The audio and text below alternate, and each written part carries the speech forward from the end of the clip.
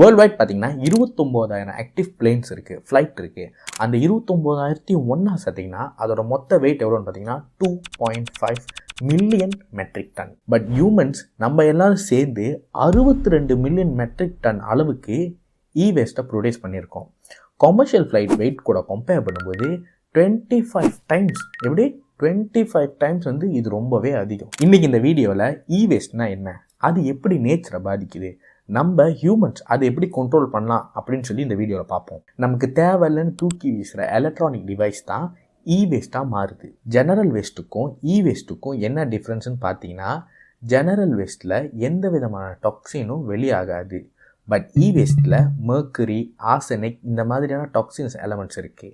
இது நாளடைவில் வந்து நிறைய டாக்ஸின்ஸை வெளியாக்கும். இந்த மாதிரி டாக்ஸின் வெளியாகிறதுனால தான் இந்த வேஸ்ட்டை கொஞ்சம் கவனமாக ஹேண்டில் பண்ணணும். இப்போ இந்த வேஸ்ட்டை எப்படி டிஸ்போஸ் பண்ணுவாங்கன்னா, ஃபர்ஸ்ட் ஆப்ஷன் லேண்ட்ஃபில். ஒரு லேண்டை சூஸ் பண்ணி அதுக்கு மேலே எல்லா வேஸ்ட்டையும் கேட்டகரைஸ் பண்ணி ரொம்ப கவனமாக கான்க்ரீட் எல்லாம் போட்டு இந்த வேஸ்ட்டை புதைப்பாங்க. பட் சில பேர் காசுக்காக இல்லீகலாக வேஸ்ட்டை டம்ப் பண்ணுவாங்க.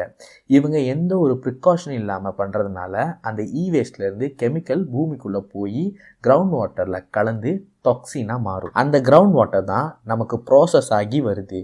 ஸோ அந்த டாக்ஸின் கலந்த தண்ணியை நம்ம குடித்தா ஃப்யூச்சரில் நமக்கு பலவிதமான டிசீஸ் வரும். ஒரு ஸ்டடியில் வெஸ்டர்ன் யூரோப் பீப்புள் அவங்களோட ஃபோனை நல்ல ஃபங்க்ஷனிங் கண்டிஷனில் இருக்கும்போதே ரீப்ளேஸ் பண்ணுறாங்களாம். காரணம் கேட்டால் அதோட பெர்ஃபார்மன்ஸ் குறைஞ்சிச்சின்னு சொல்லி அதை ரீப்ளேஸ் பண்ணுறாங்களாம். 60% டச் பீப்புள் அவங்க ஃபோனில் ஏதாச்சும் ப்ராப்ளம் ஆச்சுன்னா அதை ரிப்பேர் பண்ணுறதை விட நியூ ஃபோன் வாங்குறதுல தான் ரொம்ப ஆர்வம் காட்டுறாங்களாம். இதுலேருந்து எனக்கு புரிகிற ஒரு விஷயம் என்னன்னு பார்த்தீங்கன்னா, கன்சியூமராக நம்மளும் ரொம்ப நிறைய தப்பு பண்ணுறோம். நம்ம ஃபோனில் ஏதாச்சும் பிரேக் ஆச்சுன்னா அதை ரிப்பேர் பண்ணாமல் ரீப்ளேஸ் பண்ணுறோம். காரணம் நம்மளோட பர்ச்சேசிங் பிஹேவியர் மாறிடுச்சு. ஃபோன் மட்டும் இல்லை, டிவி, வாஷிங் மிஷின் எது பிரேக் ஆனாலும் உடனே ரீப்ளேஸ். அதை ரிப்பேர் பண்ணுற அளவுக்கு நமக்கு பொறுமையே இல்லை. கண்டிப்பாக நம்மளும் அந்த பழக்கத்தை மாற்றிக்கணும். ஒரு பொருள் உடஞ்ச உடனே ரீப்ளேஸ் பண்ணாமல் அதை ரிப்பேர் பண்ணணும்.